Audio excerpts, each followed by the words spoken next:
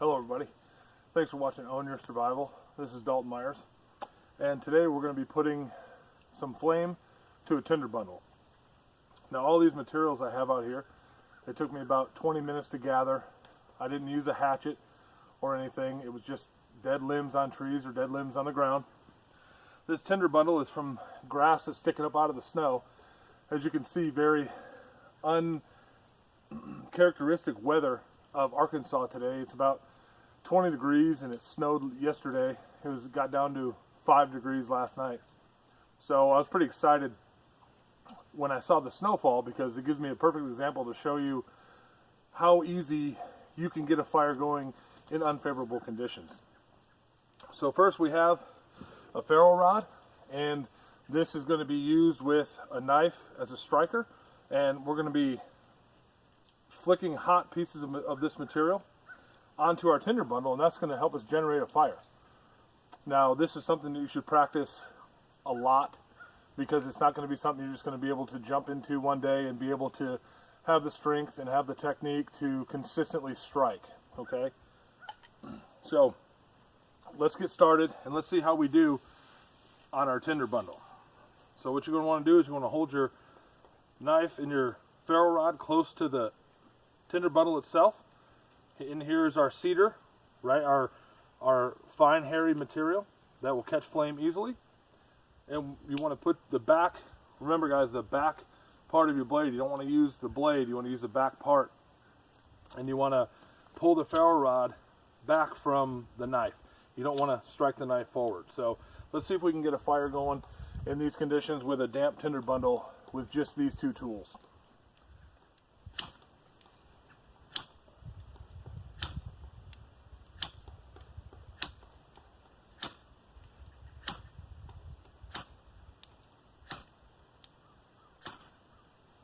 Now we got a couple small embers in there, there's a little bit of smoke, but in a survival situation, I don't really want to hinge my life on the chances of me getting an ember to stick in here. So part of Own Your Survival is practicing techniques and things that you're going to need in a survival situation. So let me show you a quick tip and something I like to use a lot to start a fire with. This here is petroleum jelly or Vaseline. Okay, this is an accelerant is what they call it, and basically what an accelerant does is it allows the material that the accelerant is on to burn for an extended period of time. Now I like to use Vaseline because it has more than one use. If you're out here in cold conditions like this, you can take a little bit of this Vaseline, you can rub it on chapped lips, chapped skin, okay, and you can also put it on a piece of material that you have already in a watertight container that allows it to be very dry. So these are the makeup pads that we talked about. You could use tampons and maxi pads and cotton balls. There's an assortment of items that you can use if you have it in your survival kit. Will extremely enhance your ability to start a fire in cold conditions like this. So the first thing we want to do is we want to take this makeup remover and we want to split it in half. Take your petroleum jelly. Don't be shy with it. You're going to need to get some extension on the fire. So when you put it on the bottom of it like this, you can just stick it to your tinder bundle and it'll stay right there. So if you have really windy conditions, it'll still stick in your tinder bundle. Now you want to do that with the other half also. Put you some Vaseline on there. Stick it right down. Now, with your other one, your other makeup pad remover, you can also apply Vaseline to this, or you don't have to. So I'll just stick those right on top of there. Okay? Now you want to move your Vaseline out of the way because you don't want a whole vat of Vaseline to catch on fire. You could start a forest fire with this stuff. So we're going to put that to the side. With our knife and our flint, or our ferro rod, we're going to strike again, pulling back on it and try to get an ember to land in this makeup remover.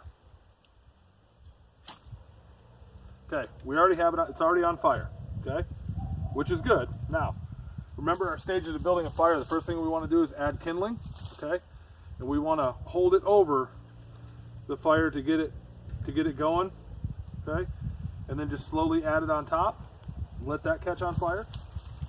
Guys, you want to have 3 times the amount of material that you think you're actually going to need to start the fire. You want to have that on hand, okay? Now we're going to move this since our fire is going good. Well, it started anyway. And now you want to start with your second stage or your third stage, your smaller yet still burnable pieces of wood, and just start stacking it on there, just like this. Okay? And you can break it up as you need to. I just like to put it on there. Okay, that fire's hot.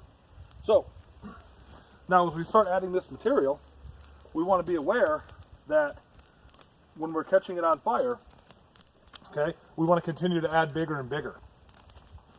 So as you can see, we got good fire going there, got good heat coming off it. Now we can take our larger pieces and break them and start building what would look like a teepee around your tinder bundle. So that's going to allow all of this wood to dry out if it's wet. And then once the flame starts hitting the big pieces of wood, it'll start catching it on fire. And just continue to build that fire. Okay? One of the good things about building it outside is that the oxygen can get to it and help fan the fire. Okay, if you start to think that your fire is going out, you just add a little oxygen by blowing on it. But we have good flame around here. We have a lot of unburned tinder material over here yet, and the amount of heat that's coming out of this fire is going to allow this wood to dry out. So here's see all the snow on this piece of cedar? You can just add that right to it, and before the flame gets to it, that heat will dry it out enough for it to burn. So guys, this is Owning Your Survival. Next time we're going to be talking about building your survival kit. Thanks for watching. This has been Dalton Myers with Owning Your Survival.